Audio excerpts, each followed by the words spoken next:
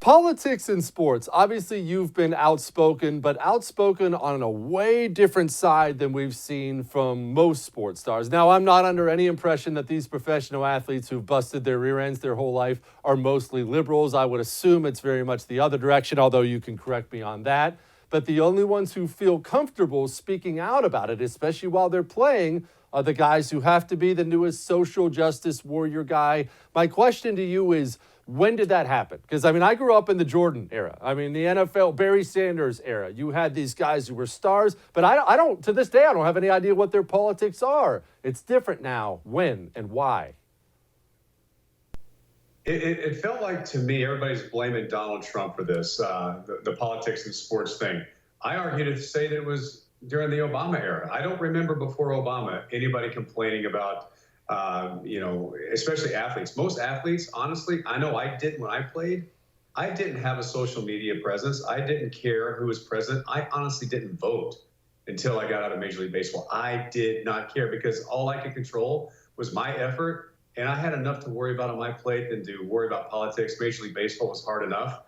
And I didn't feel the need to go out there and just take all my opinions on politics for people out there to hear.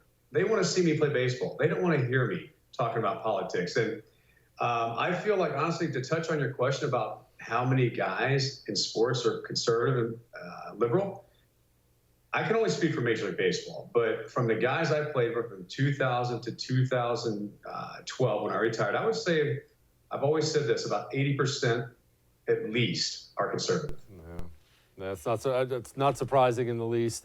Now, explain to me the tie-in between that and the panicky public we have now. The public has changed, right? This isn't just in my mind. I see a public that was so easily manipulated, and I say to myself, you brought up social media. This has to be a social media thing. This has to be at least in part because of social media now, right? Where bad information can travel around the world 20 times before the truth ever comes out. I mean, honestly, Aubrey, I think about it. What if social distancing isn't even right? And you have that everywhere now. It's just commonly accepted term.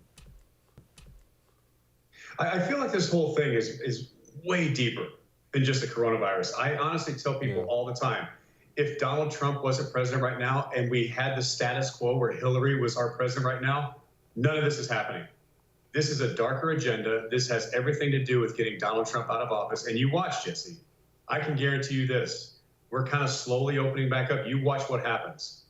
We're going to start getting the economy going up a little bit. And watch this second wave of coronavirus that is mutated and it's going to infect so many more people come. And it's going to freak everybody out even more. People are going to start wearing hazmat suits, and then we're going to go into a complete crisis lockdown. We're going to go into the November election with everybody mail-in voting. We're going to go. This is the plan, in my opinion. You call me a conspiracy theorist all you want. I'm wearing my tinfoil hat, but I know the truth. And I believe that after this is all said and done, they're going to try and rob Donald Trump from the election.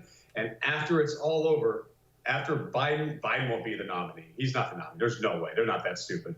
But after the Democrats get Donald Trump out, that's their plan. I don't think it'll work. Watch how fast this coronavirus nonsense will be done.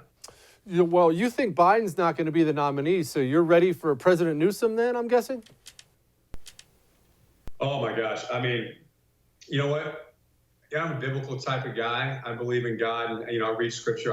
I'm deep into Revelation. They talk about the Antichrist being suave, good looking, tells you what you want to hear. This guy kind of gives me that vibe. But listen, it can't be Biden. There's just no way. The guy can't speak. And I feel for the guy. It's almost embarrassing. I feel bad that they keep parading him out there.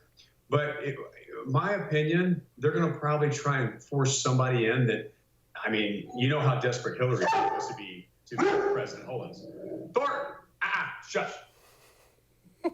That is the problem with stay-at-home quarantine when you're doing life from home. You got a dog, people ringing the doorbell. Anyway, think about this. What if they're trying to use Biden to get into that nomination and they pump in Hillary in there, or they pump in Michelle Obama even? That's my fear. If you throw Michelle Obama in there, then we're in trouble. Yeah, then we are in trouble. All right, well, it sounds like your dog sounds like your dog needs to head to the special California dog beach. He is Aubrey Huff, World Series champion, host of Off the Cuff with Aubrey Huff. Highly recommend you download it. Thank you, buddy. Hey, thanks so much for watching the first on YouTube. If you liked what you saw, go ahead and like and subscribe. You heard me. Like it, subscribe. You'll get a lot more of it and a lot more of me.